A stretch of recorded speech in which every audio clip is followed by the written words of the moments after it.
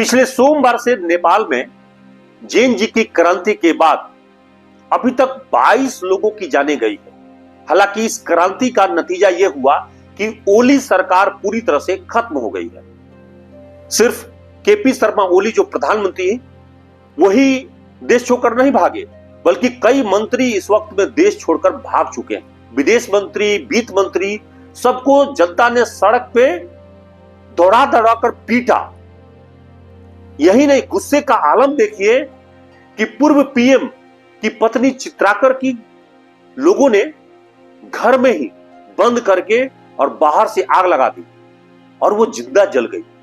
और ऐसे हालात में मंगलवार की रात 10 बजे से वहां सेना ने मोर्चा संभाल लिया है। हालांकि इस आंदोलन के पीछे कहा जा रहा है कि एनजीओ फंडिंग, कुछ संस्थान इसमें आगे आए थे। बड़ा मसला यह है कि इस क्रांति के दौरान लोगों ने सरकार को अपदस्थ किया, सरकार को हटा दिया, यहां तक तो ठीक है, लेकिन अपनी ही संपत्ति को, अपनी राष्ट्रीय संपत्ति को, धरोहर को अगर वो जला दिए तो फिर वो नुकसान तो नेपाल का ही हुआ।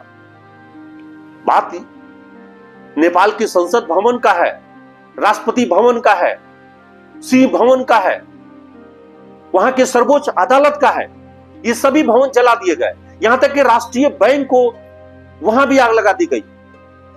वहां के प्रमुख अखबार कांतिपुर टाइम्स के दफ्तर में आग लगा दिए गए। तो ये सभी नुकसान तो राष्ट्रीय संपत्ति का नुकसान नेपाल का है। ये नेपाल के लोगों के, नेपाल के जनता के टैक्स से बना था। तो गुस्से की ये आग निश्चित रूप से आंदोलन के स्वरूप में ऐसा लग रहा है कि कुछ असामाजिक तत्व भी घुस आए हैं और अपने ही देश का नुकसान करने पर आमादा है। और ये सही नहीं है। ये आंदोलन कहीं न कहीं नेपाल को 20-25 साल पीछे ले गई है। अब लोग याद करने लगे हैं राजशाही के दौर को, वीर वीरेंद्र विक्रम शाहदेव और उनकी पत्नी महारानी ऐश्वर्या को। प्रजावत्सल राजा ने हमेशा लोगों के सुख का ध्यान रखा।